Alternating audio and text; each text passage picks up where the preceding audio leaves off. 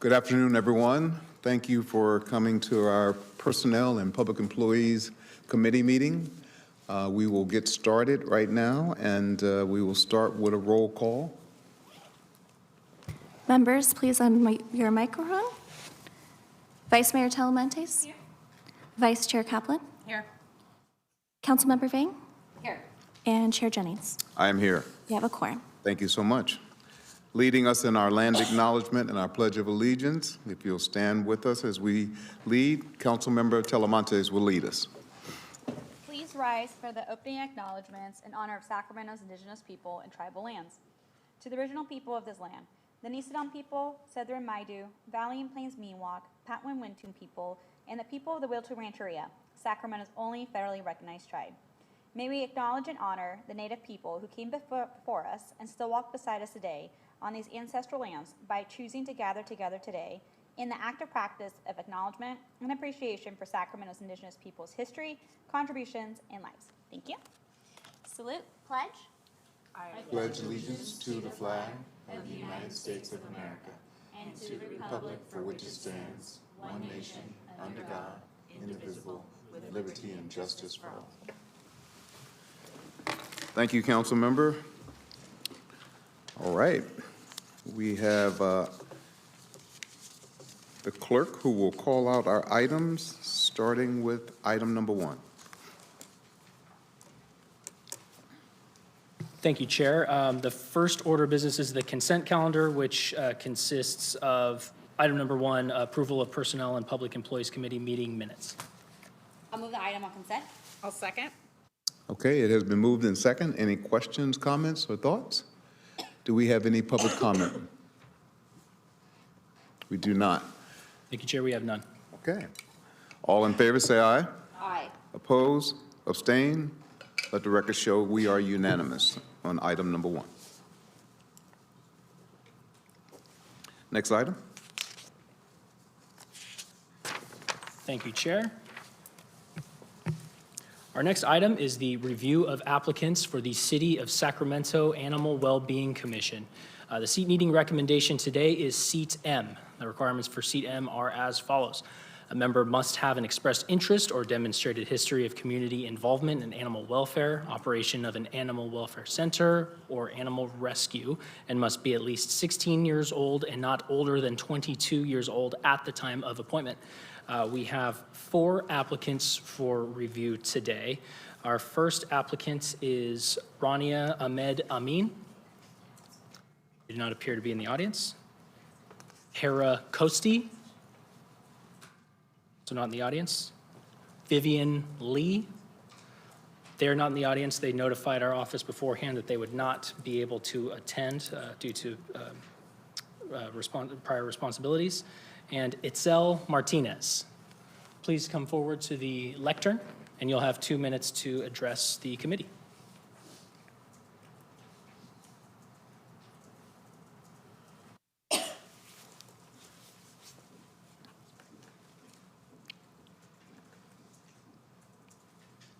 Welcome. Hello, good morning. My name is Itzel Martinez, and I would be thrilled to serve on this commission because helping both people and animals has been a lifelong passion of mine. Growing up, my family experienced firsthand the challenges that many other families face when trying to access care for their own pets or even animals in need in our neighborhoods. I'm most proud of my immigrant family, my mother especially, whose commitment to helping both people and animals has inspired volunteer work of my own. She works tirelessly for our family, yet finds a way to help others. She taught me that even when you come from humble beginnings, you can still make a big difference helping others and believing in yourself. As president of my school's Latino club, as Miss Sacramento teen volunteer, and through school athletics, I've strengthened my leadership, communication, and teamwork skills. I met people from all walks of life, cultures, and backgrounds. And I've seen what happens when people come together with a shared purpose. Just as I initiated successful youth outreach programs for Shriners Hospital and underserved communities, I am excited to bring that same passion and commitment to helping animals. I look forward to using my tech, social media, and communication skills in both English and Spanish to increase humane awareness and education. I'm also excited to start volunteer work with 2 local rescue groups, one for cats and one for dogs. And I've seen firsthand the benefits of prevention programs like spay and neuter. I firmly believe that with determination, compassion, and giving spirit, anything is possible, and I would be honored to sit on the Well-Being Commission. Thank you for your time and consideration. Thank you very much. Councilmember Kaplan. Thank you, Chair. And Itzel, thank you for being here. You certainly have an impressive resume. I just want to read through because it says on our write-up that the member must have an expressed interest or demonstrated history of community involvement in animal welfare, operation of animal welfare, or animal rescue. In reading through the applications, the only student that actually meets those qualifications of having worked within the animal welfare and volunteering is Vivian Lee with who had that experience. I just wanted to point that out because, well, I think Itzel has an amazing resume and would do well as a youth commissioner or even just a commissioner on all of our commissions. I think it's important that we also read what the description of the seat is and meet those qualifications, which if you read Vivian's resume does fit that. So I mean, at this time, wanting to fill the seat, you know, and meet the standards that we put forward for commissioners, I would put forward Vivian Lee's name for our youth commissioner for seat M. But know that Itzel, there's a place for you somewhere because I know we have other seats available. Okay. Further comment on the subject matter?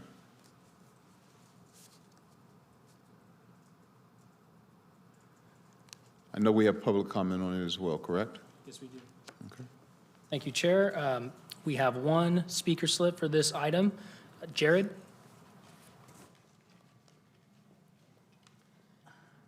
I would just like to recommend that the committee consider the unique challenges of a shelter that processes over 10,000 animals a year and is greatly over capacity.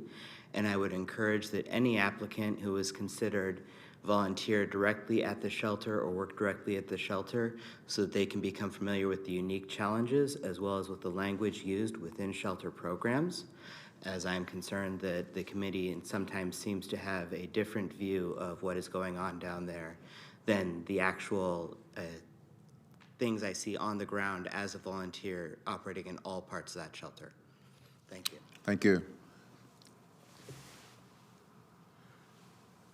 Councilmember Vang. I have a question because of the motion on the table is to have Vivian. Can I ask, they weren't able to be here today. Is that why? Only because Itzel was the only one that came today. And I just. Correct. Vivian indicated to our office that they would not be able to be present today, and they indicated that they would leave an e-comment, which I believe they did. Okay.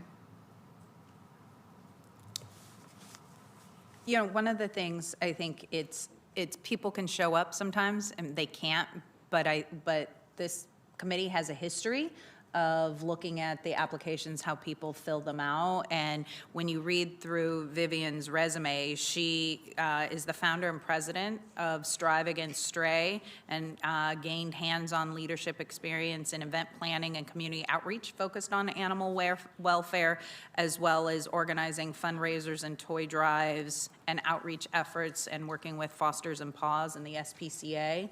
You know, when we think about our youth and the experience, that is kind of somebody that we're looking for who has specifically within the animal welfare industry has spent time and effort. And I think that is something when we look at how can we bring qualified people into animal welfare, having somebody who has that built-in experience, I think is needed on this commission.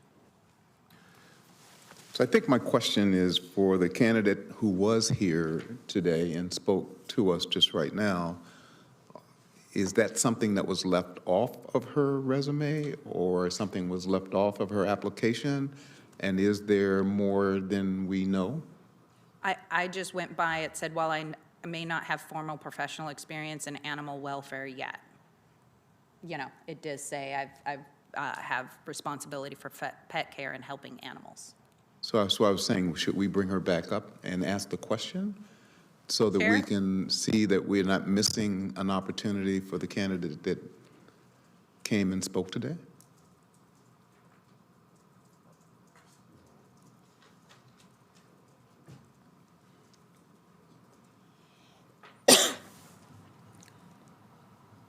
What was the question, sorry?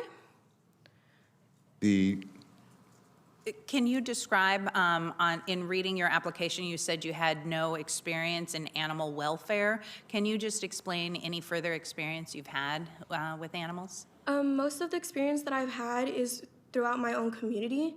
I've seen dogs like strays on the streets. My own family has even taken in a stray. We helped him get back, like feeding him, and it's all been in my own community. I haven't done anything specifically with other welfare commissions or like committees, but it's like mostly just from my own personal like background, and it's a passion of mine. Have you worked with SPCA Front Street or Bradshaw Animal Shelter in any way? The dog that we were able to take in, we actually took him to the SPCA and he was able to find a home. So not directly with them, but you know, from bringing animals in there, that is something that I have done. Okay. Thank you. Thank you. Councilmember Talamantes.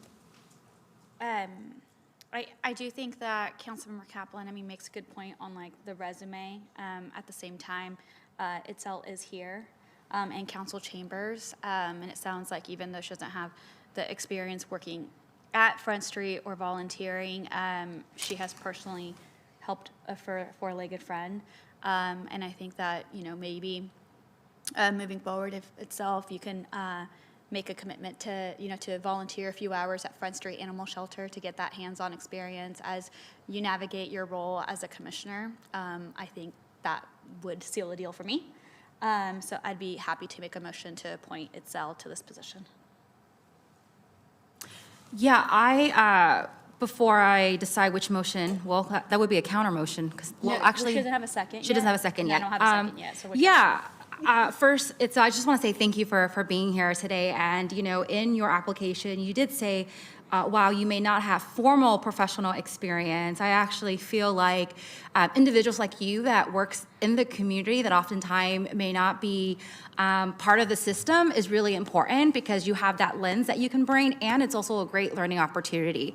I do think that, when I second the motion, you'll get the opportunity to be a commissioner, and you'll be able to provide that really lived experience of the informal professional experience, right? But oftentimes, I would say, even if you're not in the professional space, that often doesn't get the credit that it deserves, and appreciate the work that you're already doing in the community. So I'd be happy to second Vice Mayor Talamantes' motion, and look forward to working with you as one of our commissioners.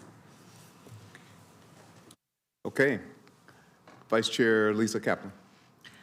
Thank you. I just want to explain, Itzel, my no vote today has nothing to do with you.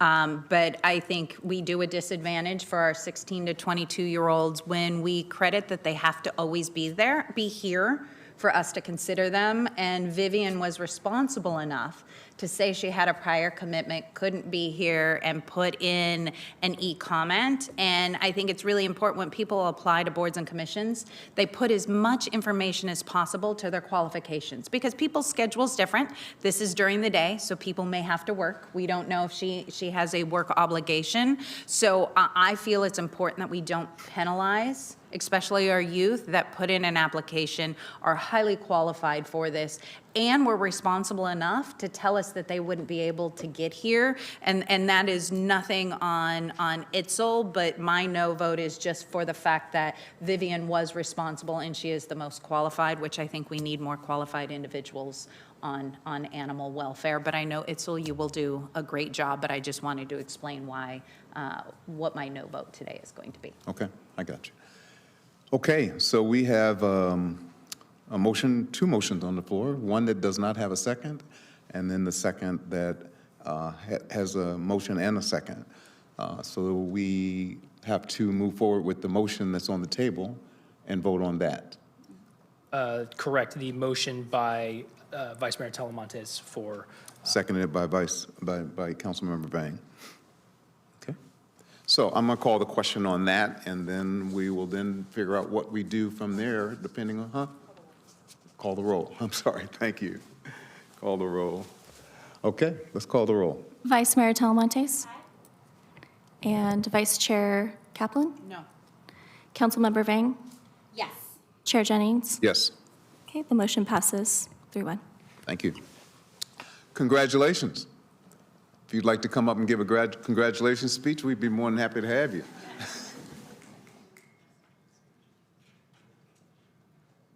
I just want to let you know why you're coming down. I think all of us were very impressed with what you had to say and what you've done. And I think you're going to make an incredible commissioner. You're going to stand up and do the things that are necessary in order for the commission to be able to move forward with all of its goals and objectives.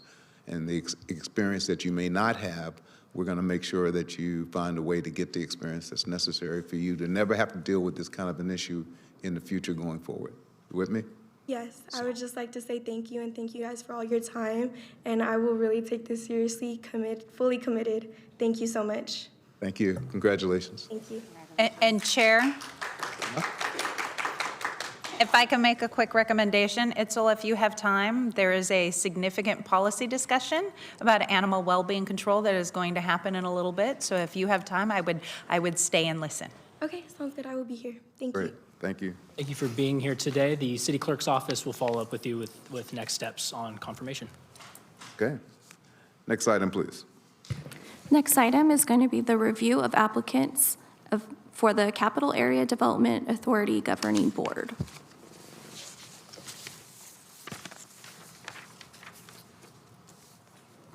Thank you, Chair and council members. The seat needing recommendation today for the Capital Area Development Authority Governing Board is seat A. The requirements are as follows. A member who must be a resident of the city of Sacramento and remain a resident for the entirety of their term and must not be an employee of the city of Sacramento. We have one applicant for review today, Fidolia Harris. They're in the audience, and you'll have 2 minutes to speak or to address the committee. Mr. Harris, welcome.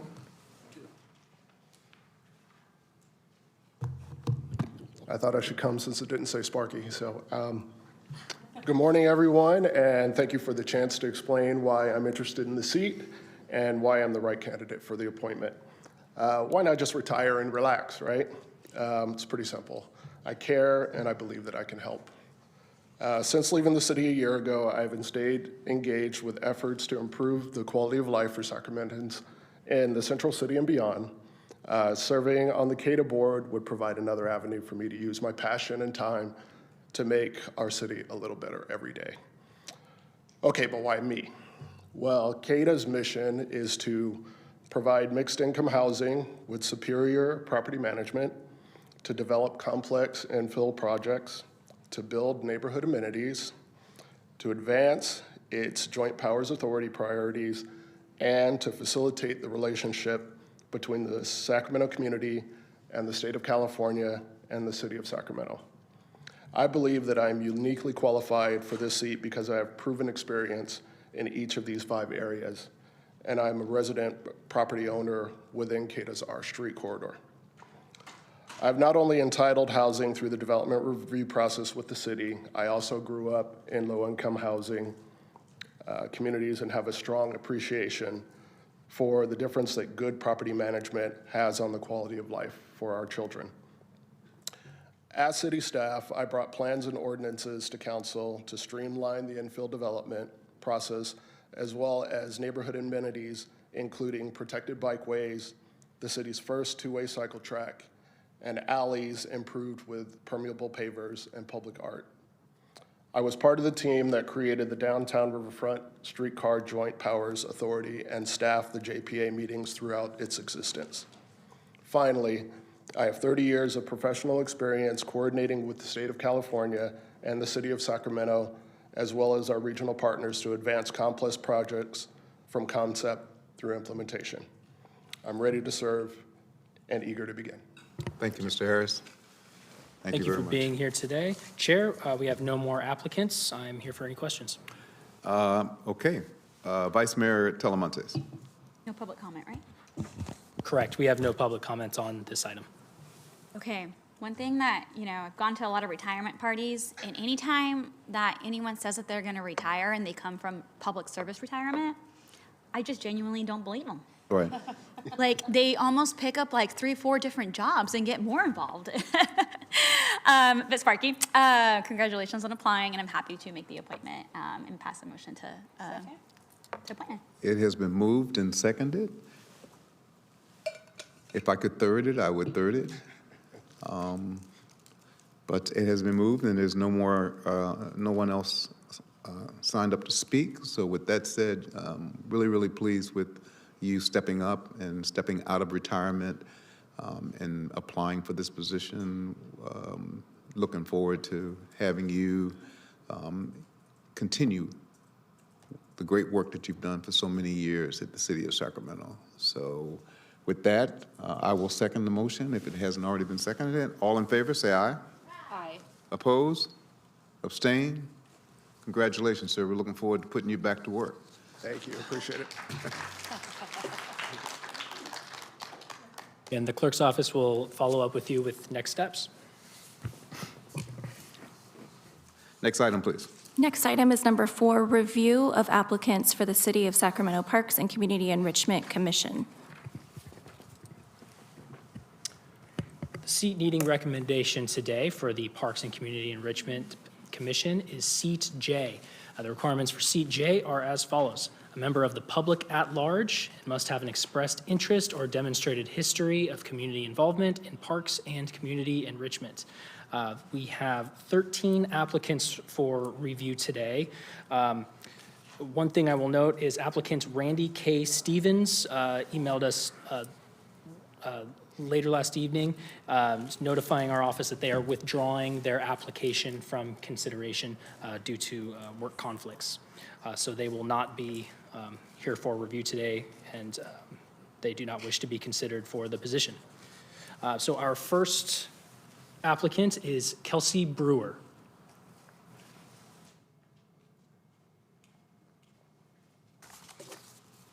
Welcome, Kelsey. Hello. Thank you for the invitation to come and speak to you. My name is Dr. Kelsey Brewer. I'm a 15-year resident of Sacramento. I grew up in Amador County, just over in the Foothill region. Professionally, I'm an ecologist. I work for the state, where I model management of green spaces, urban green spaces, and the interaction of the management of urban green spaces and climate adaptation and mitigation. I also am a community organizer of about 10 years here in Sacramento, including co-founding 2 urban farming nonprofits, one, Three Sisters Gardens, based in West Sacramento, and also Seeds of Solidarity. We managed Seeds of Solidarity is a mutual aid farm that farms on public land and is a publicly open and accessible farm that demonstrates ecological farming methods and trains community members in farming. We operated that for 5 years in West Sacramento. We now operate in the College Glen neighborhood. We worked with Councilmember Eric Gier to get over to the Oakey Park open space corridor. We've been there for a little under a year now as well. So I've worked with YPC on a pathway for grassroots community organization to be able to manage underutilized publicly owned land. I think that's very valuable with the consideration of the Parks Plan 2040 and the ambitious goals, and also with the recent cuts in the fiscal year 26-27 budget to YPC and the need to think about creative solutions to how we grow public land accessibility through partnerships with community organizations. I'm also an educator, been teaching for about 10 years at the college level, where I have published numerous peer-reviewed papers on pedagogy or the theory of education, and have lectured in numerous classes for college students during that time. Thank you. Thank you. Thank you. Can you stay there for a second in case there's some questions for you? Chair, typically we'll go through each applicant Okay. first. That's right. You're absolutely right.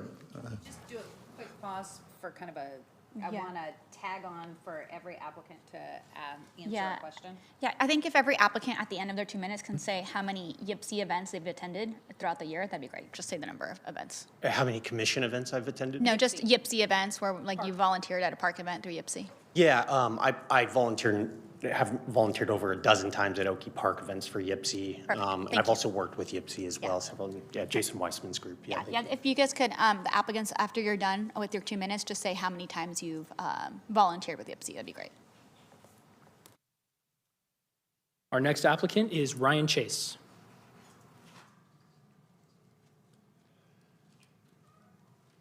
Good morning.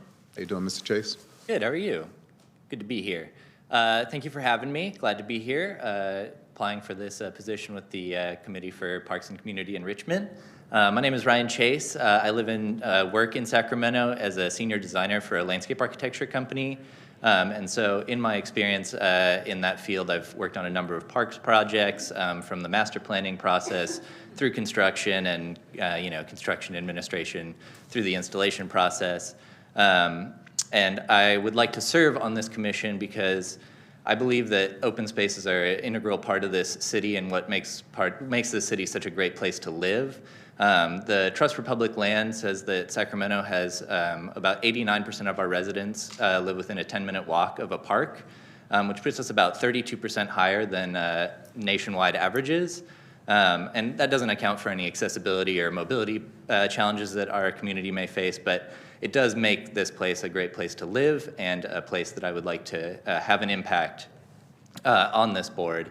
And part of that reason is because this commission is around parks. They have such a profound impact on the community that 90% of residents are that close to a park, and so it would be a pleasure to serve on the board for that purpose. I have a bachelor's degree in landscape architecture from Cal Poly San Luis Obispo.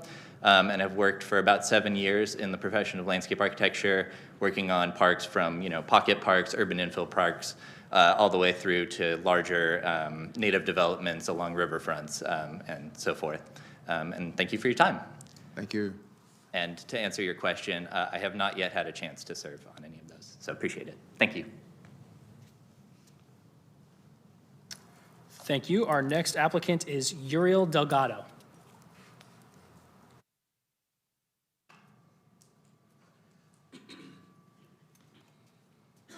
Morning.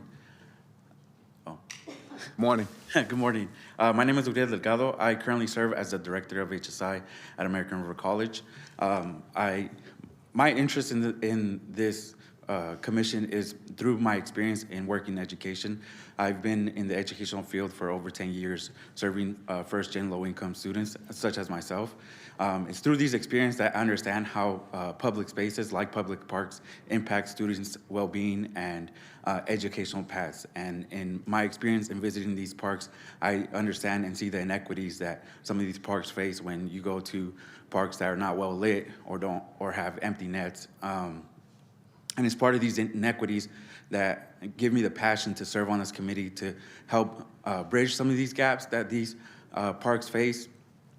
I believe my educational background and in serving my community makes me an ideal fit for this position, and I'm looking forward to serving. And I haven't served on any of the volunteers. Thank you. Thank you. Thank you for being here today. Our next applicant is Ryan Green.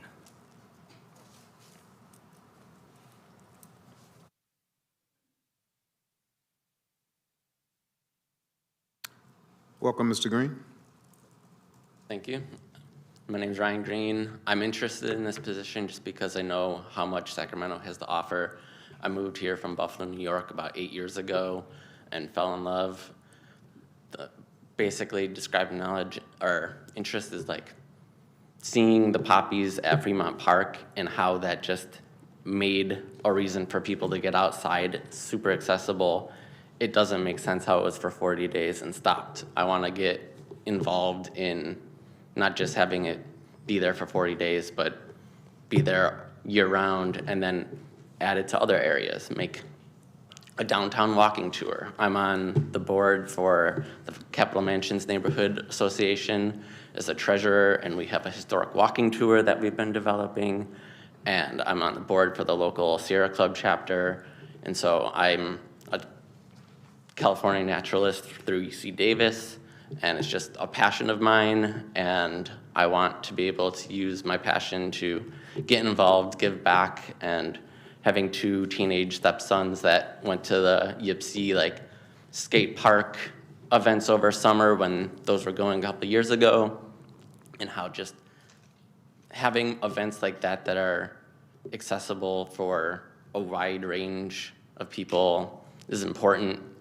And to answer the amount of times for the Yipsy volunteering, it hasn't been any directly with them. It's usually through alliance stuff with Rewald SAC at Cleaning Sutter's Landing or American Urban Cleanups. But I'm always looking to be involved. Thank you. Thank you. Thank you. Our next applicant is Anthony Jackson. They do not appear to be in the audience this morning. Julia Oil.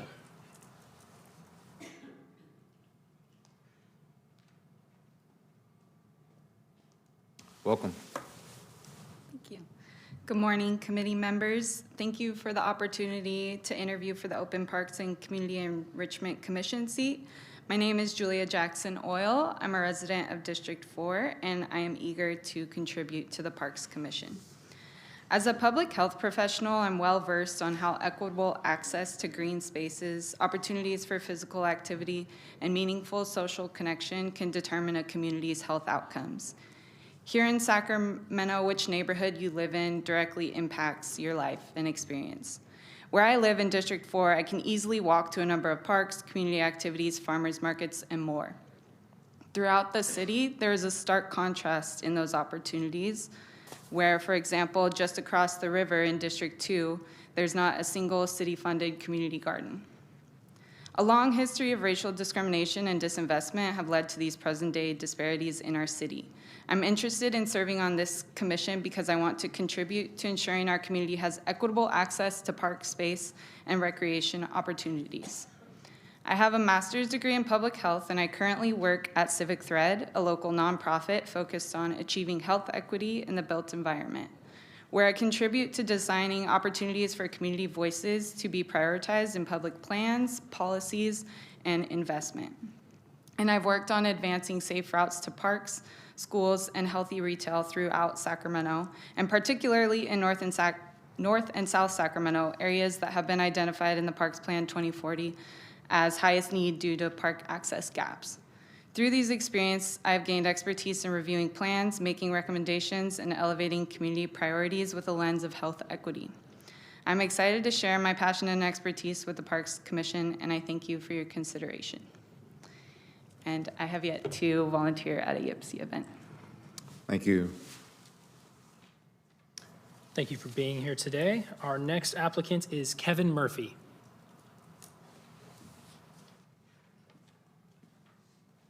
Welcome, Kevin. Thank you, Councilmember Jennings. Thank you, council members and city staff. Good morning again. My name is Kevin Murphy. I'm very excited to share my qualifications for the opportunity to join the Parks and Community Enrichment Commission.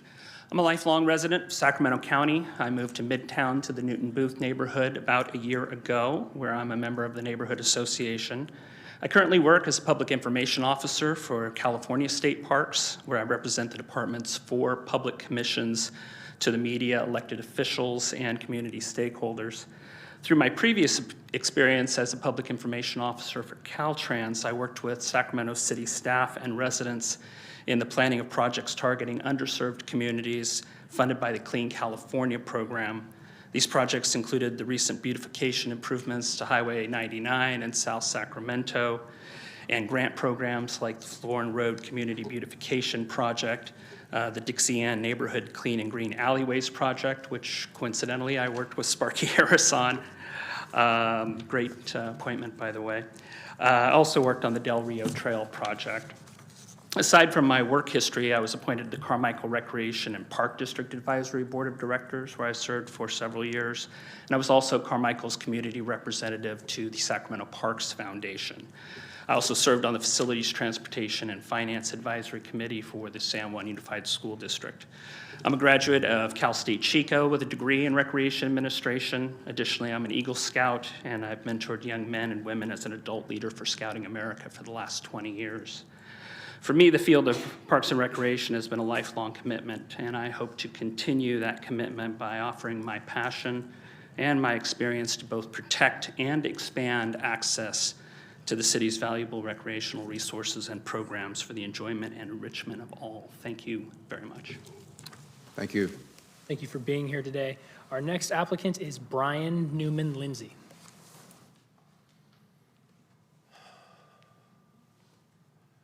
Well, good morning. I'm here because parks matter to me individually and as a community, as a public, right? I grew up in a working class family in Oakland. We didn't have clubs, ski vacations, and we did have a park and a library and a pool. And those things changed my life. I could go there every day. As a community, parks are really the only common we have left. They're the only thing that we hold together, share together, access together. And I think when we steward those things, when we bring in the public to participate, it builds community. And so I'm really extremely motivated to support the work of the commission and the city. To the role, I bring 12 years of experience as an environmental engineer, planner, and manager. At the state, I manage a portfolio of more than $600 million of grants throughout the state of California, working on sustainable infrastructure and parks. I've worked on parks projects, 1 acre to 100,000 acres, $2,000 to $20 million, including here in Sacramento, where I led the Transformative Climate Communities program, working with SHRA, Zach Trees, Alchemist, and others. I have more than 10 years of experience outside my professional career in extracurricular education, youth education. I'm a qualified naturalist, and I lead in volunteer events at FEL and Parkway Cleanup and American Parkway Foundation events. I'd love to support the commission, and I think I'd really love to see and support the city in finding good fit grants and really building out those YPC programs to really bring people together. I think there's so much opportunity to do that. So thanks for your time. I have been to or volunteered at, I believe, a couple of YPC events. I'm sorry, I don't know which ones were YPC and which ones weren't, but thank you. Thank you. Thank you for being here today. Our next applicant is Candace Phillips. They do not appear to be in the audience. Serena Rye.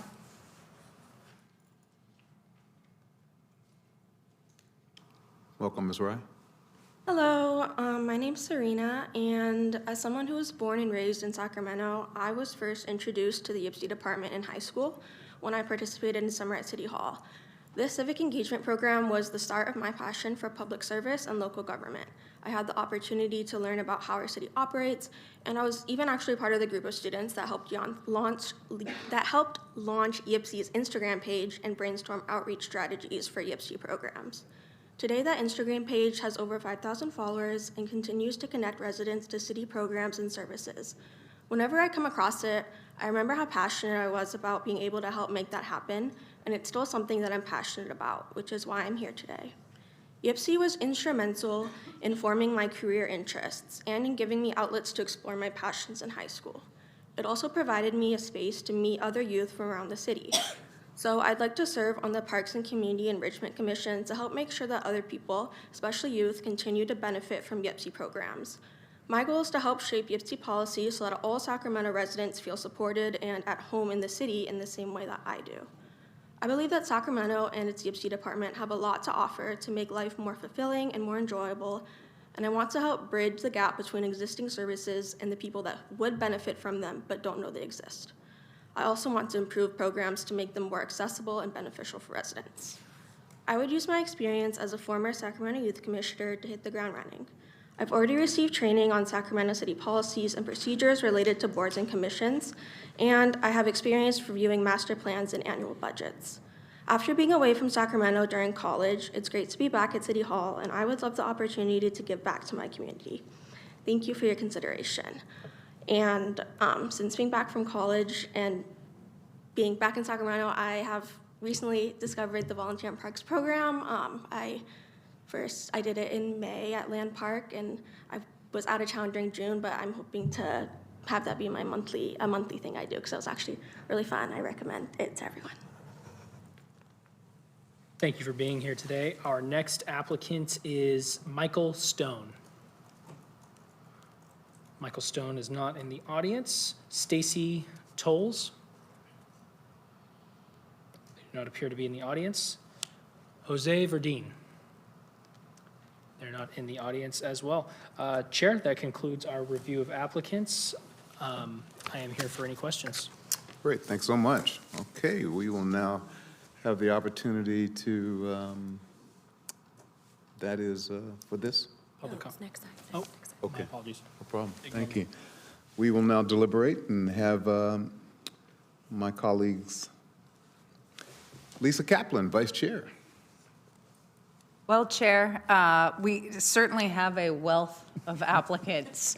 So thank you for making it extremely difficult. I'll just, overarching, all of you, every single one of you would bring some serious knowledge and wealth to the Parks Commission and differing perspectives that I think would be welcome. So now it comes down to what areas potentially does somebody have or experience that, you know, might be unique to the Parks Commission. So, I mean, I'm open because there are a lot of them. I will just say that really what stood out to me was the significant amount of experience Mr. Brewer brings, just having already worked with, and what you're working on, and the next stage of really where I could see our parks going, of looking at our empty spaces. You're already doing that and having that experience.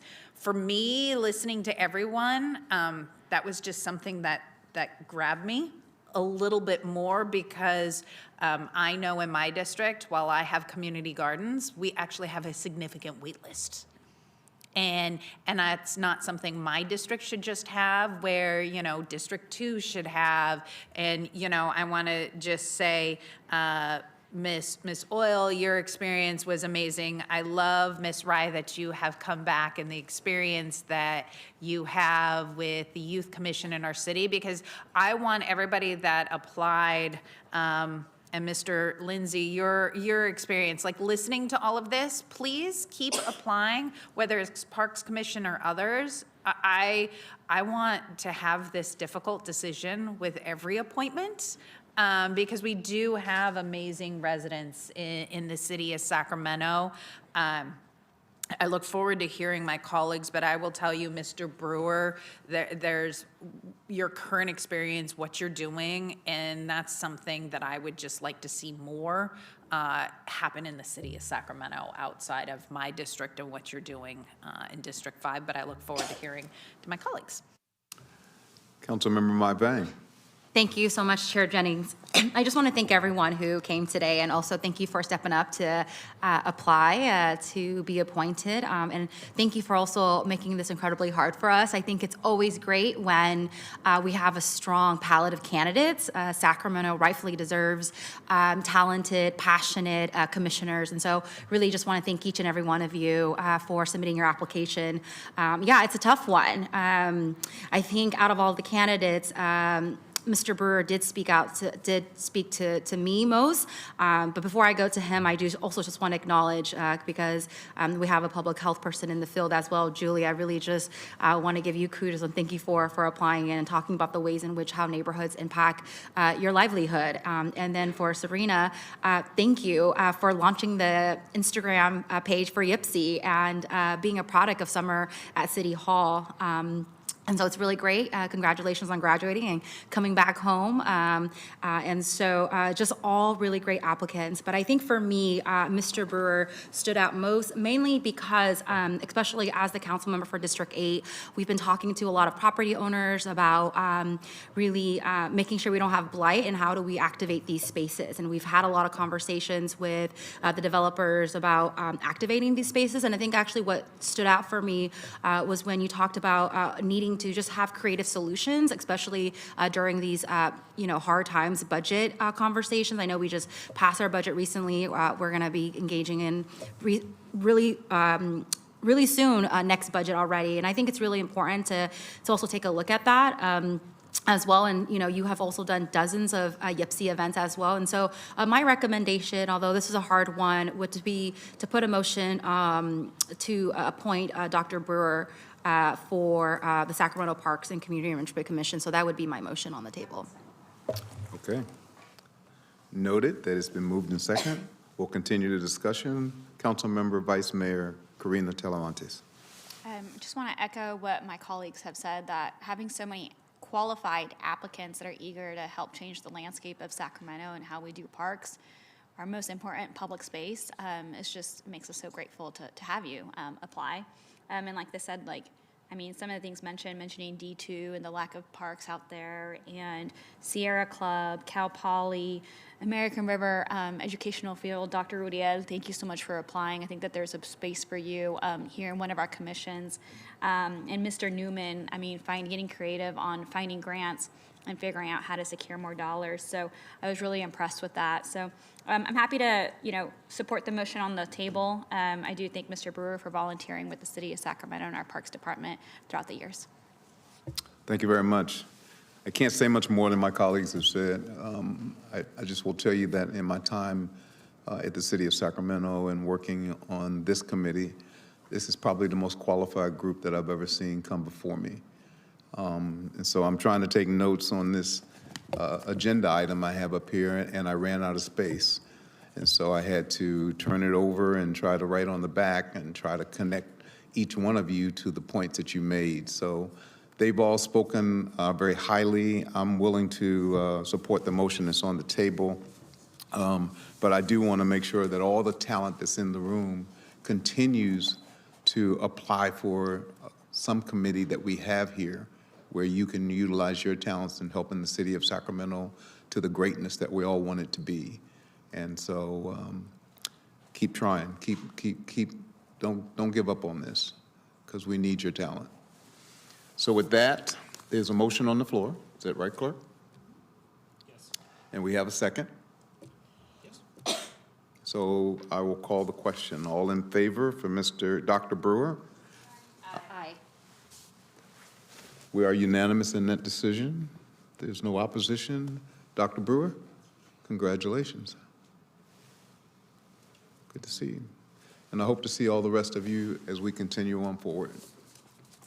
Next item, Clerk. Before we move on to the next item, I just want to say thank you for all those who attended today. And Dr. Brewer, the clerk's office will reach out to you with next steps. Moving on to item 5, the City of Sacramento Ethics Commission 2025 Annual Report and 2026 Work Plan. Good morning, Personnel and Public Employees Commission. I'm Mindy Cuppy, your Sacramento City Clerk, and I'm also staff to the Ethics Commission. This report is being presented by our immediate past chair, Linda Ng. She was chair when this report was written, and our current chair is also in the audience, Mr. Alan LaFaso. So, Ms. Ng.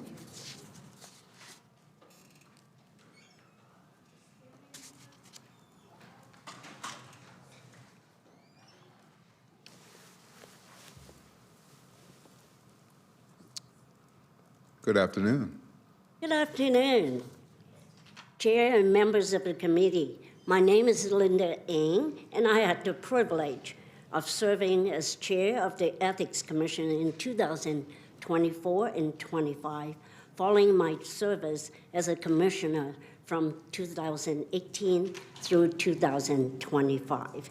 And thank you for the opportunity to present the Ethics Commission's 2025 annual report and provide a brief overview of the Commission's work during the past year. The Commission's primary responsibilities is reviewing complaints involving elected and appointed city officials and helping ensure compliance with the city's ethics laws and policies. In 2025, the Commission's received 15 complaints following an initial review. 6 complaints were dismissed due to insufficient basis for further actions. The remaining 9 complaints were referred to the independent evaluator for investigation and review. In each case, the independent evaluator found no cause for further actions, and the Commission adopted those findings and closed the matters. In addition to its complaint review responsibilities, the Commission continued its efforts to increase public awareness of its roles and services. During the year, the Commission approved a new outreach presentation to complement its existing educational materials. Commissioners also conducted outreach presentations for 9 community organizations throughout Sacramento, helping residents better understand the Commission's roles and the ethics resources available to them. The Commissions also continue to operate in a fiscally responsible manner, with total expenditures remaining under $50,000. The independent evaluator services continue to be an important component of the Commission's work by ensuring an objective and independent review process. Looking ahead, the Commission remains committed to strengthening public trust through outreach, education, and ethics training. The Commission also recognizes the recommendations identified by the city auditor as valuable opportunities to enhance its effectiveness and guide future improvement. As I conclude this report, which is also my final report as a commissioner, I would like to thank this committee, the City Council, my fellow commissioners, and city staff for their support and partnership over the years. Serving on the Ethics Commission has been a privilege. I am confident that the Commission will continue to advance its mission and serve as a fair, independent, and trusted resources for the city of Sacramento. Thank you. Thank you. And thank you for your service. I heard very clearly you say this is my last. And Yes. that is, I think I heard that clearly, right? My term expires at the end of last year. Wow. So I'm just coming back to present this report. And I thank you for your service. You've done an incredible job. So congratulations on your service. Thank you. Thank you, Councilman Jennings. Okay. We have public comment on this item? We do have one public comment. Alan LaFazo.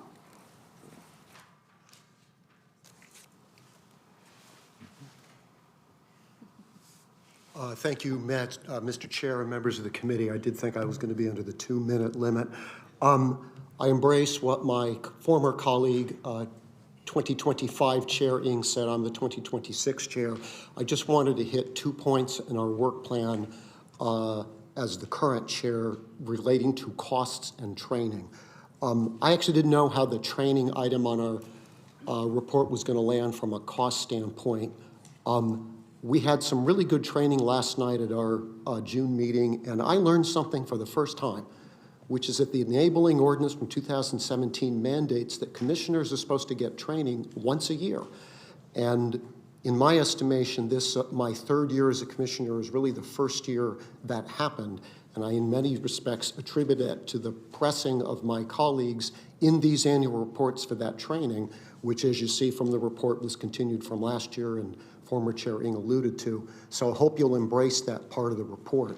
There may have been some costs, but I think we were very prudent in that the independent evaluator who did some of the training had to show up anyway. And if you watched our meeting, you'll see we were extremely attentive to some of the cost issues. And given that some of the budget discussions, and I know that the council is very concerned about every city expenditure, including commissions and including our commissions, I do want to underscore that even though there's a figure of about $33,000 for independent expenditure, for independent evaluator expenditures, I do think that is a high watermark in the history of the commission, and even what we've done this year probably means we won't get quite close to that. I think I've heard some figures bandied about the commission's cost being in the low mid six figures, and that's not the case. We're clearly in the low five figures. And with that, I appreciate your consideration of our report. Thank you. Thank you. Additional comments? That concludes our comments. Okay, we'll move to my colleagues. Vice Chair Kaplan. Thank you, Chair. You know, a lot of conversation happened, and I know there's some talk about the need of the Ethics Commission. I want you personally to know I believe in the Ethics Commission.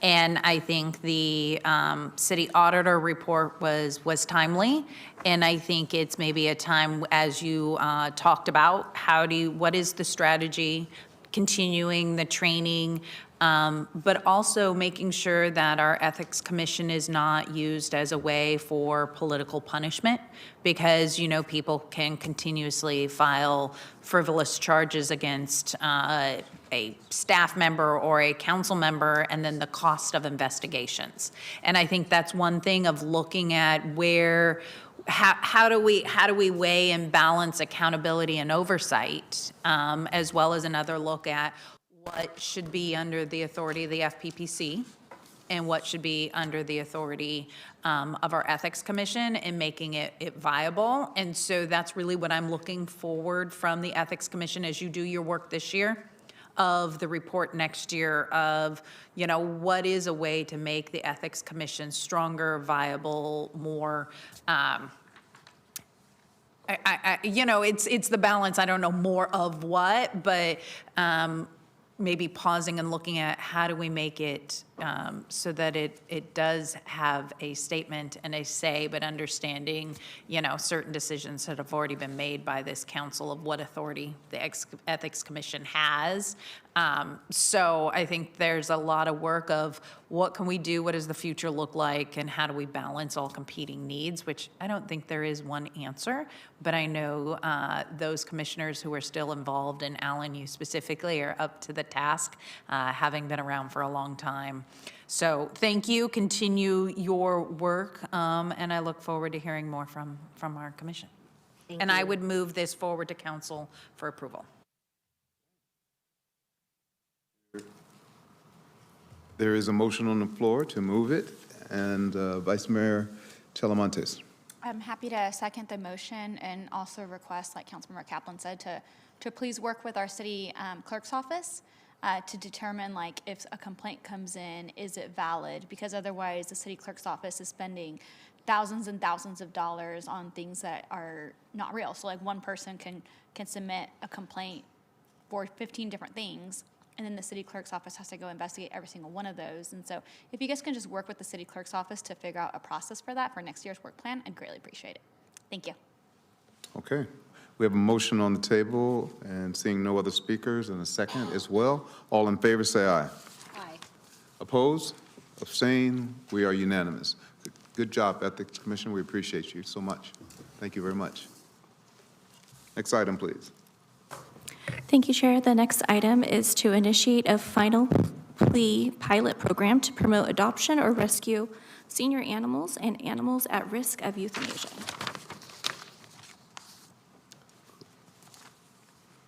Okay.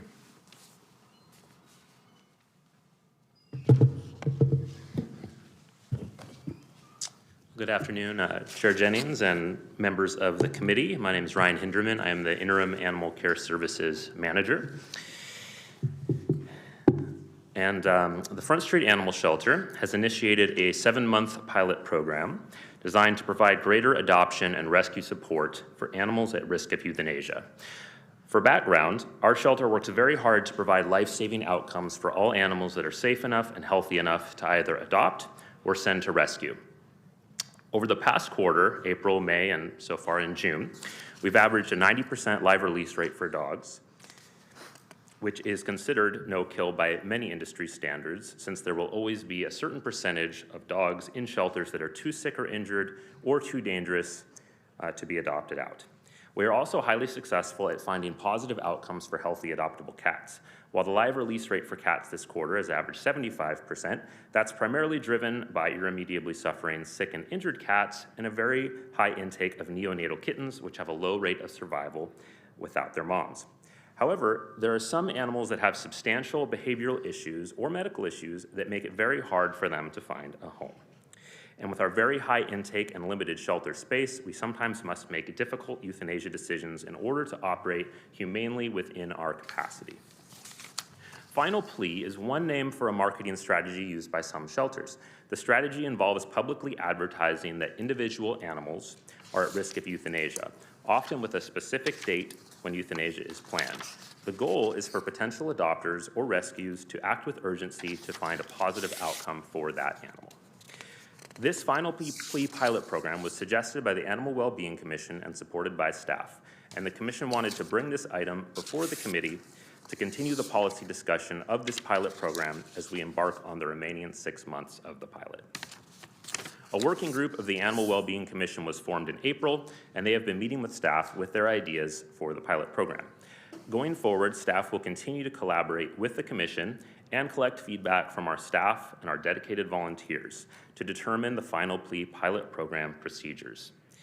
We will also continue to meet with the working group periodically over the remaining 6 months of the pilot to check in.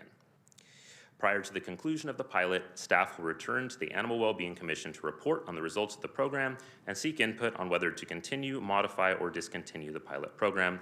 Staff will then determine how to proceed. Thank you. Thank you very much. Okay. Vice Chair Lisa Kaplan. Oh, I'm sorry. Thank you. So how many public comments do we have? We have 8 public comment slips. Okay. First speaker will be Susan Fallon, followed by Jared Daller.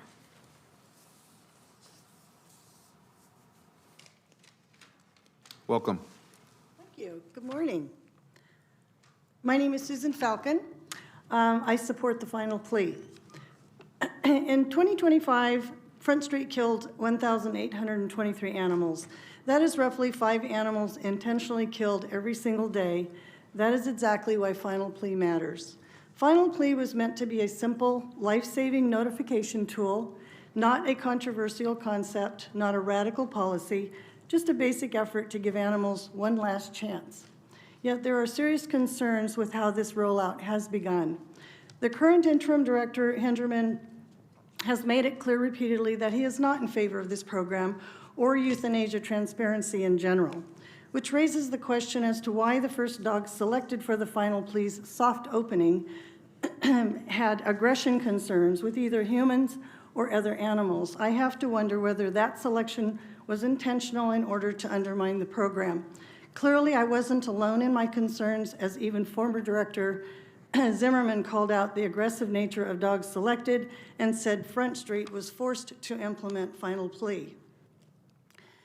And this isn't the larger problem here. Shouldn't animal shelters whose duty it is to save lives be transparent and open about animals at risk of euthanasia rather than try to hide it?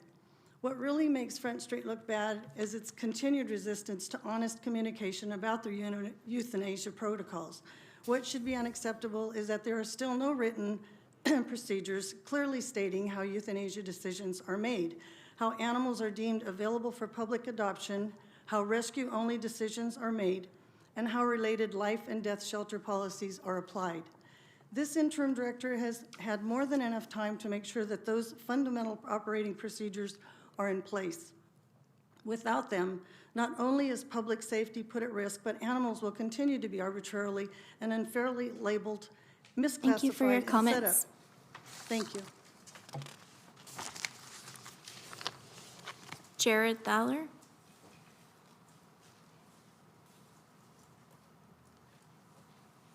As a volunteer adoption counselor at Front Street, I have been keeping a close eye on the rollout of this program, and I have some serious concerns. I can best illustrate these through two animals, Rupert and Suki. Rupert is an 8-year-old cat with early kidney disease that will require medical care for the rest of his life, likely shortened life. He went on final plea on June 3rd, and no rescues followed through after reading his file. He became eligible for euthanasia on June 10th. Since we were not 100% full, no action was taken immediately, and on June 16th, an adopter with a history of adopting older cats and cats with his condition came to the shelter, established she was prepared for his medical care, his likely shortened lifespan, and was approved to adopt Rupert, and Rupert went home. This is the ideal outcome for final plea. The animal was held as long as possible, even past the final date, and the plea reached the right individual. Now consider Suki. Suki is a photogenic small dog of highly sought-after breed. If she were not extremely shy and extremely snappish around strangers, she would already have been adopted. Her final plea went viral, and on Saturday we had a crowd of people on the wait list when we opened. Our extremely cramped front lobby was filled with people who'd waited. She was adopted within about half an hour, and our extremely crowded front lobby was filled with people who waited an hour to see a dog they would never get to meet. Most left without looking at any other animal, and the hour-long wait times cascaded through the day, causing others to walk out in frustration. 60% of our meet and greets were no-shows. No one who was there for Suki looked at either of the other two final animals or any of the other adoption event dogs. One dog who could have been adopted via normal processes with a little more work clogged up adoptions for the entire shelter, severely degraded our adoption event, and cost several other animals their chance to meet a new family. We need to make sure this program looks at both the costs to the shelter and to the animals in the shelter, as well as the benefit to the few animals selected for this program. Thank you very much. Thank you. Our next speakers will be Leah Morris, followed by Paul Hefner.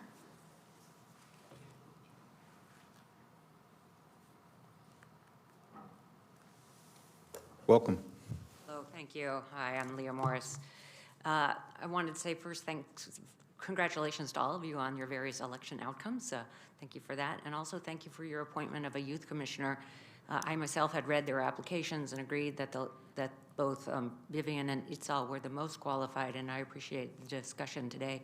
I really do appreciate the idea of looking at the criteria and appointing and also making room for presence, and I look forward to working on with Itzal and being part of public service.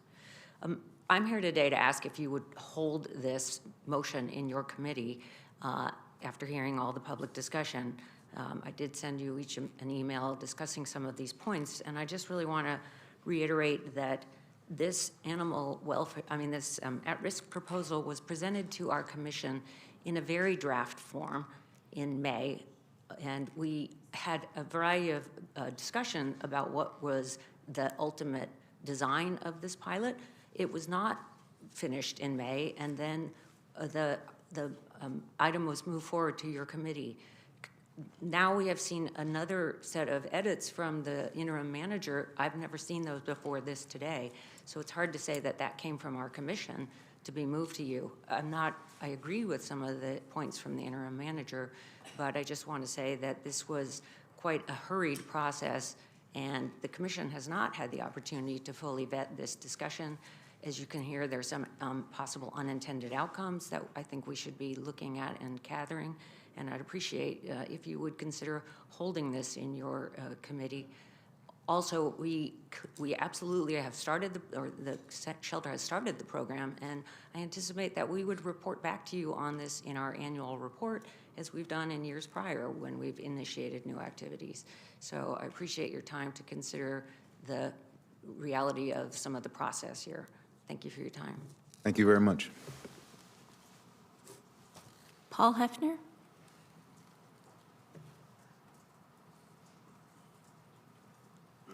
Welcome. Thank you. Good afternoon. As a 9-year volunteer at Front Street Center and as the former chair of the Animal Wellbeing Commission, I'm here today to urge you to also to table this proposal, and actually I would ask you to suspend this pilot until a permanent shelter director can be named to evaluate it. Put very simply, there is no evidence that this program saves lives. The 2 shelters in our region that already use final plea messaging have dog death rates that are identical to Front Street's. They are not saving more animals.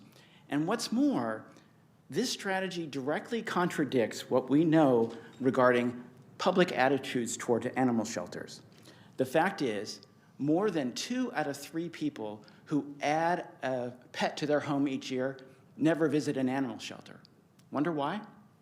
Well, so did the state's animal welfare directors, and they did a poll precisely on this issue.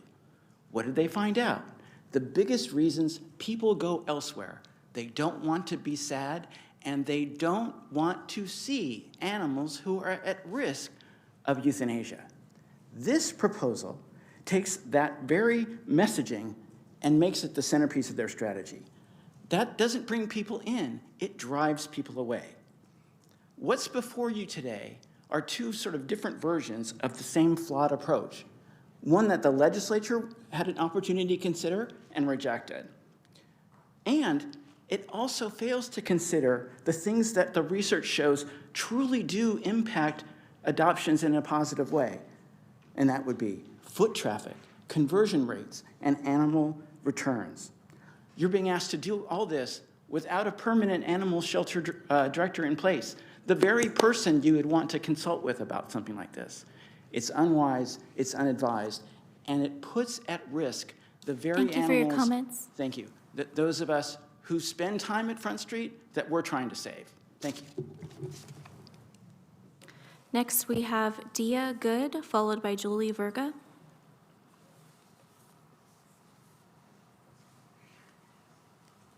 Welcome. Thank you. Good afternoon. I am here today to request that the committee temporarily postpone action on this item until a new shelter manager arrives, because that is the person who will be ultimately responsible for its implementation and success. Please note there is no agreement on what even the plan should look like at this point. Plus, there is no urgency. The shelter is already implementing the program. I do want to point out that both drafts are woefully inadequate. There is no explanation of how success will be measured. There is no fiscal or operational analysis, how moving limited staff and work hours impacts the rest of the shelter operations. And most important, how it will impact the other 100+ dogs that haven't yet deteriorated and are awaiting new homes. Final plea is a misnomer. No initial plea exists at Front Street. It is reactionary and not preventative. And for it to work, it has to be part of a comprehensive program where dogs are ID'd and monitored for stress and concerning behaviors and dealt with at the front end, promoted, sent to foster or rescue. You shouldn't wait until a dog has deteriorated to the point where euthanasia is the most humane outcome to jump in. Lots more work needs to be done here, so please pause any action so deliberative conversations can continue. And I just want to conclude with, I just don't want to see dogs adopted under the threat of death, as opposed to a great fit for a loving home. Thank you very much. Thank you.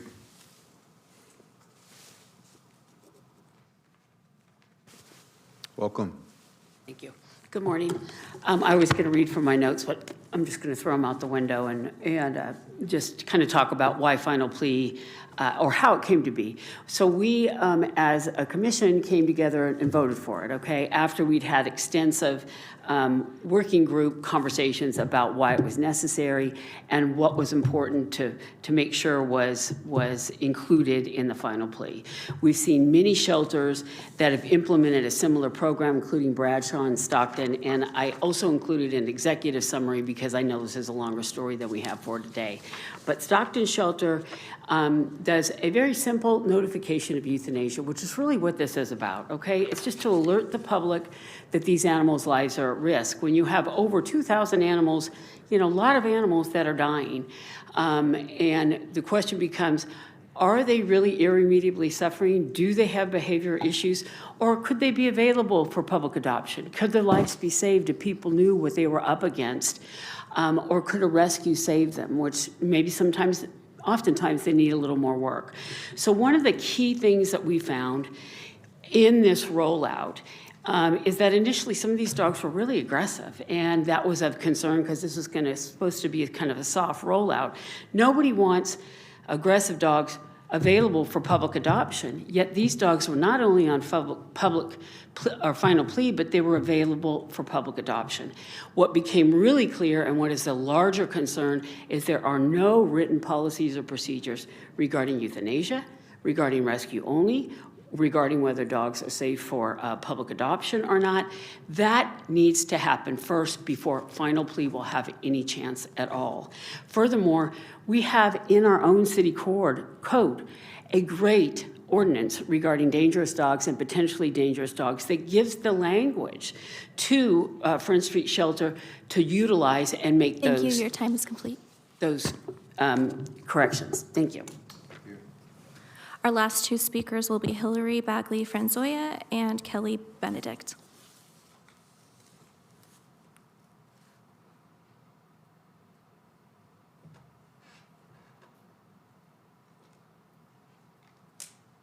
Welcome. Good morning.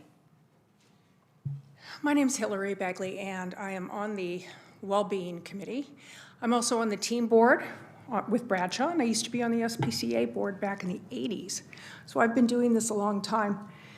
One thing that really concerns me, and you're going to hear a lot about saving animals, but today I want to bring you back to education, which is where all the shelters are lacking. Transparency is education. All of these programs are a level of education, whether it's punitive measures on abuse that educate people that there are consequences to heinous acts, or whether the public is finally understanding that there are consequences to irresponsible ownership and preventable breeding. One of my duties that I take on for Bradshaw is I talk to people and I schedule them for free spay and neuter. It's through the MASH events. It's perfectly free. I call people. I've talked to well over 2,000 people over the last year and a half. It's a wonderful program, paid for many times by the county representatives and board of supervisors. I try to pick people's brains to find out why finally they've stopped procrastinating and they're fixing their animals. And what I hear is their basis is an educational experience. Because what they say is, I'm finally tired of my dog coming home pregnant, and I've had to deal with 2 litters. I hear that over and over and over. They learned. They got off their duff and finally stopped procrastinating and got their animal fixed because it became inconvenient for them and a lot of work. Thank you for your comments. They learned, and you can teach irresponsible owners. There's a bad consequence to breeding. Thank you. Our final speaker is Kelly Benedict. Kelly Benedict. Whatever. Welcome. Thank you. Thank you all for this opportunity.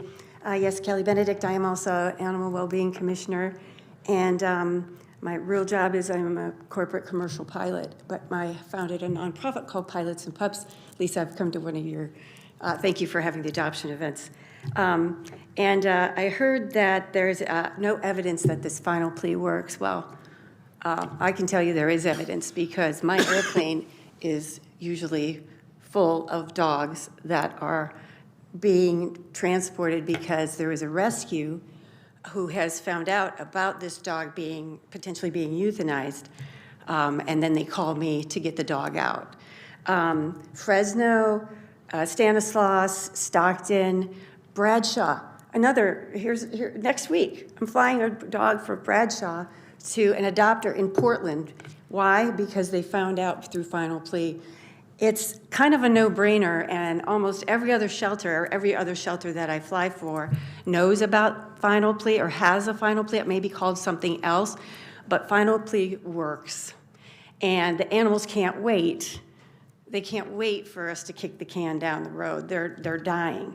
There was even a dog, Red. We've had this program in place for nearly a month, I think. And so there was a dog, Red, that somebody called me from New Mexico, and the dog got adopted because of the final plea. He called me for transport.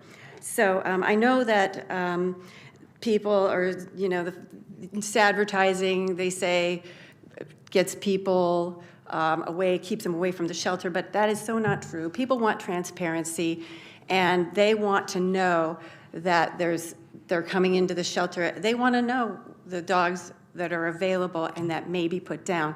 They want transparency. They're not 5 years old. They don't need their hands held. So thank you. I encourage you to move forward. Thank you. Thank you. We have no more speaker slips. Okay. Now move to our discussion, and I'm going to start off with Vice Chair Lisa Kaplan. Thank you, Chair.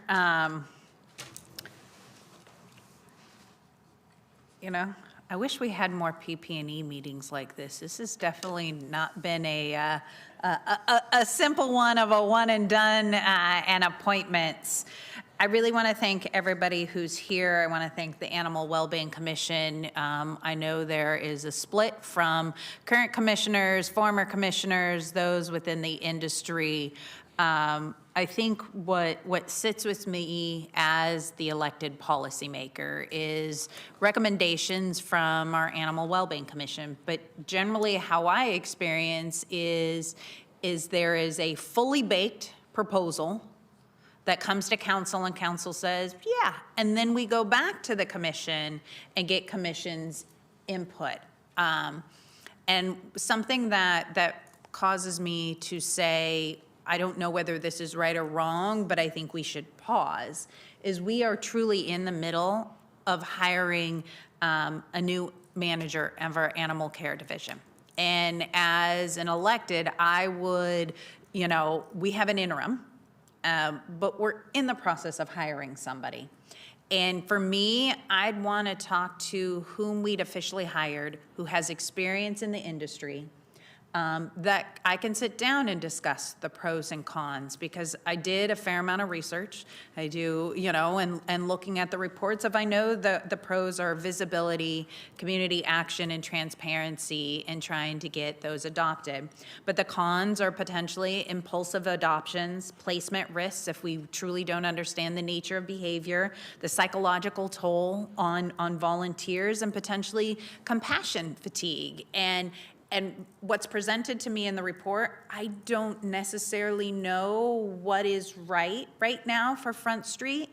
And that for me is looking to the manager of saying, sit down with me and walk through it. So have I met with staff? Has staff met with my staff, and have we gotten the reports? And have I heard both sides, and have I read every email that I'm getting on the pros and cons?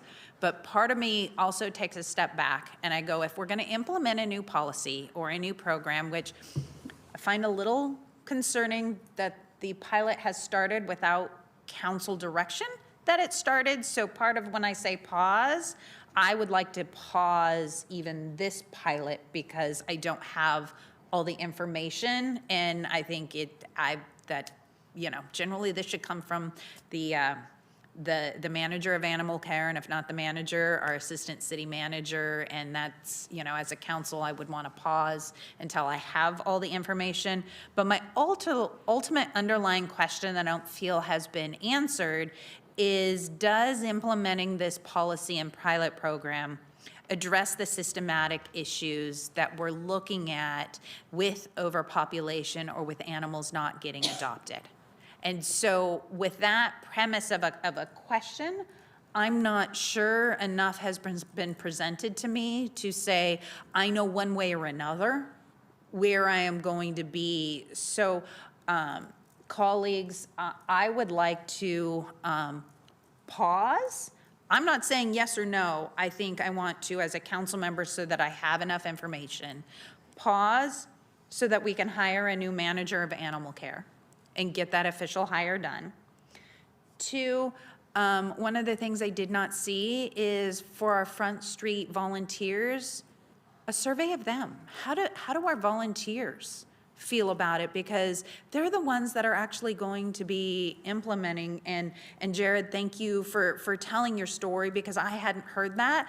But that shows it's a 50-50. You know, it shows the good and the bad. And when we implement something, how do we learn from that so that we do it better? And I don't think the policy's baked that does that. And so that's one of the things I want to take into consideration, because I do have just questions that haven't been answered that I would like to just hold until we get some more answers, because I don't know whether this is going to help address the problems we have, especially if we have a 90% live dog release, and how do we do it better and truly get to the core of animals that can be saved are actually saved, and they're saved the right way. And it could be, maybe it's not the final plea, and maybe a different education route that we find out. And so for me, I would want to pause. We get a new director. I would want that director to actually finalize, get all the answers, what it would look like, go back to the Animal Wellbeing Commission to get their input before it actually ever comes back to us, because I think there's a fair amount of questions that need to be answered, and whatever the final form is, it should be finalized by the city and go back to the Animal Wellbeing Commission before it ever comes back to us for that conversation. So that is the convoluted motion that I will put on the table, that I will summarize of pause the current pilot, wait until we hire a new manager of animal care. In the meantime, I would like to survey volunteers as well as get more questions answered that have been brought up, because I think Jared really highlighted that if we're going to implement a policy, we've got to figure out a way that a final plea isn't going to destroy the rest of those who want to adopt coming into Front Street, and they leave without looking at everything else. So long-winded, but that would be my motion. Thank you very much. Vice Mayor Talamantes. Let's see, so I just want to thank everyone who works in this space to help support and love and save our four-legged friends, from the Front Street Animal Shelter staff to Friends of the Front Street Animal Shelter, to all the volunteers that dedicate countless hours to helping our four-legged friends, the commission, and the advocates who push us to challenge our own systems and to improve it. I do want to acknowledge that there are conversations about an MOU being put in place so that we can better communicate with each other. And I truly hope that we can hit the refresh button on our relationships and truly build trust and communication moving forward so that we can help save more animals. With that being said, I know that this policy is truly a mixed bag. There's some commissioners that abstain, some that support it, some that just have concerns. And so that makes me uncomfortable being able to vote on it today, just because I really want to empower our Animal Wellbeing Commission and listen to their expertise in this space. And along like what Councilmember Kaplan said, and it's also like hiring our permanent Front Street Animal Shelter director. I think that everybody has a role to play, and having that accountability is going to be really important for next steps. So, this program, Ryan, can you come up to the podium? Or Ryan, either one, Assistant City Manager Ryan or Ryan. Is that meant for me? Yeah. So we already started this program because I saw some news coverage on it and some Facebook posts. Can you tell me, the history behind us already starting it and what happened? Because I feel like it's kind of awkward that we started the program already and then now we're back at Personnel Committee to decide whether to pause it, continue it. Why didn't it come here first? I guess if you can give us background on that. Yeah, so the whole history. So, this program was something we had been considering for a while, and it was with our relationship with Bradshaw, obviously we watch their social media, we keep tabs on, their strategies to see what we might be able to implement that could benefit our shelter as well.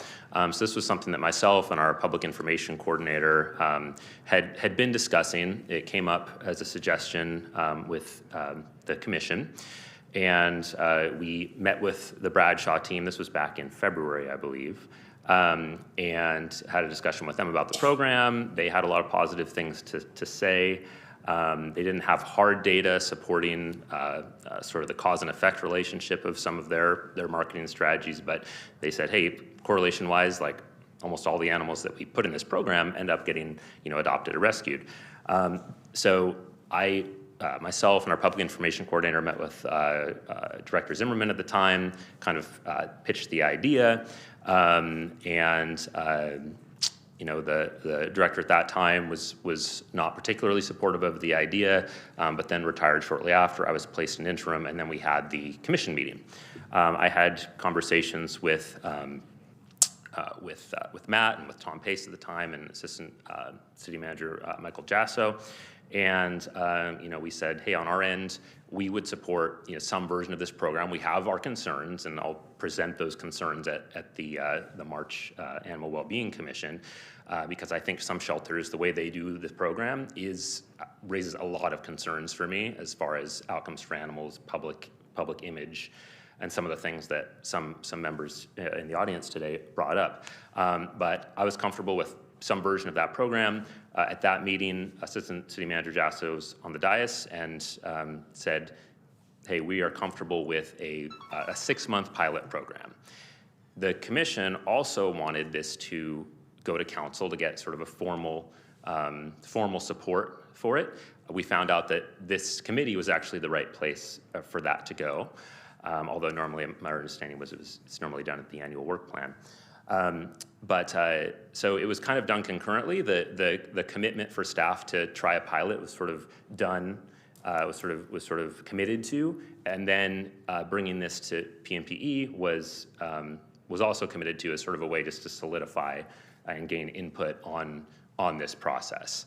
And the commission then requested 7 months so that we could sort of have a month of ironing things out, figuring out the procedures. It has been pretty much exactly a month. So if we were to continue the pilot program, we would be looking at 6 months from now forward.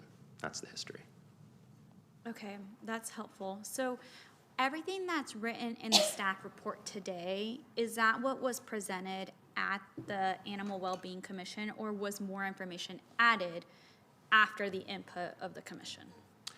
The attachment, I believe it's attachment 2, but it's after the report. But there's the working group's version of the final plea procedure. That was presented at the April meeting, right before a motion was passed to bring it to PNPE. The second attachment is the result of basically staff revising that the initial draft after having a meeting with the working group from the commission and saying, hey, and we met and we talked about a lot of the different changes, and I said, okay, we'll take this meeting, met for about, I think, an hour and a half or so. We'll take this information, we'll go back, we'll kind of create a draft, we'll keep as much as we can, but we'll change some things so that we feel comfortable and that matches our operational staffing and abilities and processes. And then we sent that back to the working group. But there wasn't enough time to bring that back to the entire commission or basically work collaboratively to complete the staff version where everyone agreed on prior to it coming to this committee. Got it. And in fairness, I do think it's good that you came here right after the first meeting. That way we can also partake in the conversation and then provide additional direction on such an important matter. Now, who is making the decisions of an at-risk animal? So that is, for an animal that's at risk of euthanasia, that is a process that involves many different staff. The primary staff are going to be our senior animal care technicians. Those are the supervisors over our animal care technicians who have the most exposure to animals' behavior. We have a Teams channel called Shelter Rounds that everyone has access to and can weigh in and say, hey, I agree with, this animal being a candidate for euthanasia, or I disagree with that. So it's meant to be very open for staff to be able to give those perspectives. But we keep really detailed behavior notes on all of our interactions. It's trained staff, not volunteers, right? Trained staff. That's right. Volunteers do put notes into the system that may be considered, but it is staff that are making those decisions. Got it. And then is there a behaviorist on site? We do not have a behaviorist on staff currently. We hope to soon. And is that a vacancy that we have, or is that just not budgeted? We did an add and delete. We removed an animal care technician position and added an animal services coordinator position that is going to be focused on behavior and rescue support. That was approved on June 9th. So we anticipate being able to start that hiring process in July. Okay, and then my last question is, what type of support is offered to adopters so dogs are not returned with a mark against them? First, it starts with counseling. So at the last Animal Wellbeing Commission meeting, one of our, Jared here, one of our dog adoption counselors, talked about the counseling for one of the dogs that went out, that it was an hour-long counseling session. And typically for these dogs, they're very long, in-depth counselings to really make sure people are prepared. We also send them home with an adoption packet with, basically a sheet of QR codes that goes over a lot of common behavior issues that dogs might have in the home. But we don't have like a formal post-adoption behavioral support program. Okay. So when is the next Animal Wellbeing Commission? Do we know? Top of our head. We're skipping July. July's council recess. So Yeah. probably August. Yeah. So then, I think those are all really important answers. So I agree with Councilmember Kaplan on pausing this, but I also feel like, I think it was Commissioner Cayley, one of our commissioners said, it can't wait. We need to work for our four-legged friends, and it needs to be immediately. So, I feel a little torn about, about waiting, which I agree, because we should wait for our permanent director of Front Street. But then I also feel like not waiting, because these are our four-legged friends, and this is a big challenge. And obviously that's why you guys did take initiative to try and come up with a creative strategy. But, working together is the most important thing that we can do. So I guess then I'll be supportive of the motion to pause, because I know that the city manager is hiring in the next few days, maybe weeks, our permanent director for this position, and would love to get that person to take a look at it. But having it go back to the Animal Wellbeing Commission and then coming straight to council for final adoption. Does it need to come to council, or can it? Or conversation for direction. I think it needs to come to council for direction, and let all of council decide whether they want to adopt it or not. Yeah, because I don't want you guys to come back here, because then that's going to delay it more.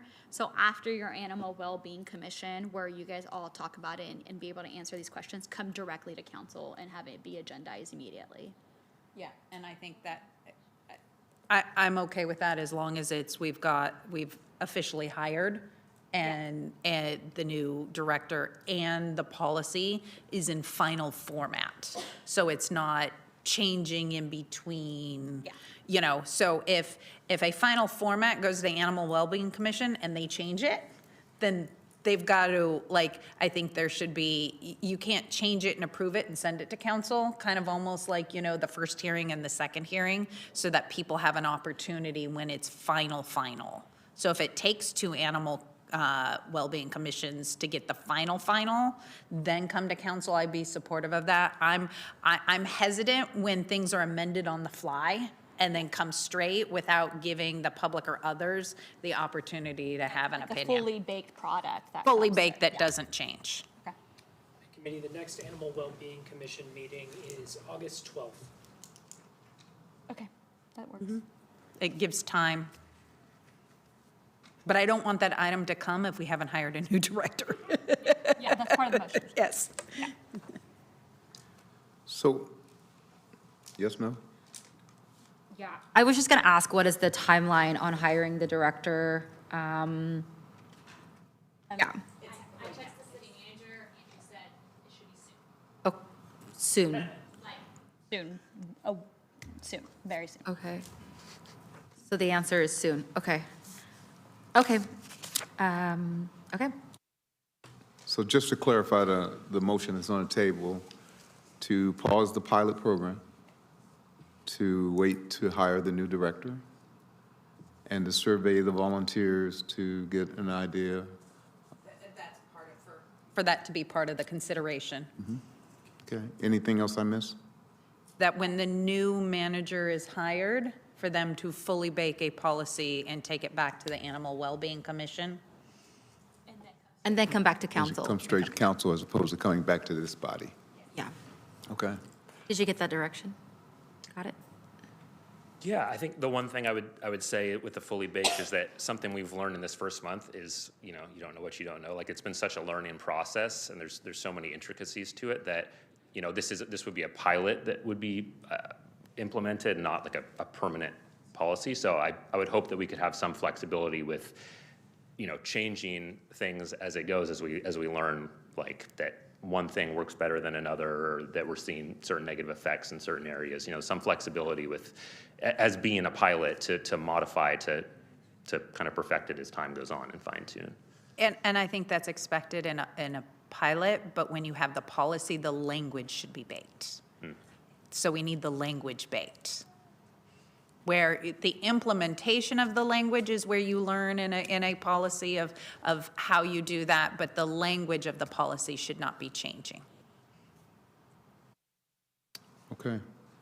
So just checking legally to make sure what we're doing doesn't cross any lines. The only thing that causes me some concern is the suspension of the pilot program itself. And that is a day-to-day operational issue that is within the jurisdiction of the city manager. These policies, both of them, are very, very detailed, and they talk about meetings and things like that. The manager runs the shelter. The council does not. So the idea that we can tell staff to stop the program is problematic. That would violate the charter. Now, if you want to suggest that they do, and they are willing to go along with it. So part of my motion then would be to direct the city manager to make a decision that is in consideration of the direction of the PNPE committee. And then I will just publicly state that on issues of this significance, and this is just Lisa Kaplan's personal opinion, I'm a little disappointed and flummoxed that an issue of this magnitude would be implemented without council input prior to. I do agree with you. It can go to council and for comment. I think that's true. All right, that's perfectly fine. Yeah. And I will. Your strong suggestion then would be noted for the motion, I suppose. Thank you. Okay, it looks like I have one more speaker. Vice Mayor Talamontes. So just to get attorney just clarification then, this pilot program, I mean, right now we made a recommendation and, hopefully our city manager, I'm sure she's watching, she'll take note of it, but we are currently making the motion to send this back to the commission to, fully bake it and bring it back to council, but the pilot program right now is not being stopped because we don't have that power to fully stop it right now. The city manager does. The city manager does, but we don't. So we're not. So here we are not making a motion to stop this program. To cease the program. To cease the program. So that is not a decision that we're making right now. The decision that we're making is on policy to send back to the Animal Wellbeing Commission, then to come to council. But what is included is a direction to the city manager to consider, strongly consider the position of PNPE and and make a decision whether to continue or pause. Can I ask a point of clarification? My understanding is that when you make a direction to the city manager, it has to feed the full mayor and council and not a subcommittee? She can just take the subcommittee into consideration. Okay. It's not direction. Okay, so it's not direction. Strong Okay. suggestion. Okay, strong suggestion. I got you. Okay. Okay, so are we clear on the motion that's on the table? All in favor, say aye. Aye. Oppose, abstain?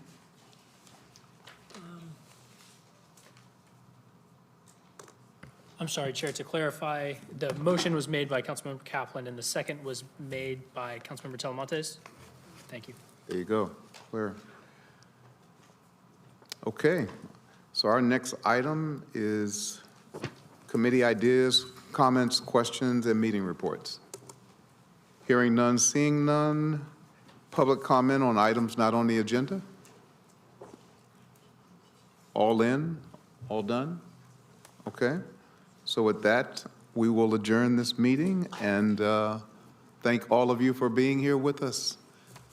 It's been an exciting 2 hours.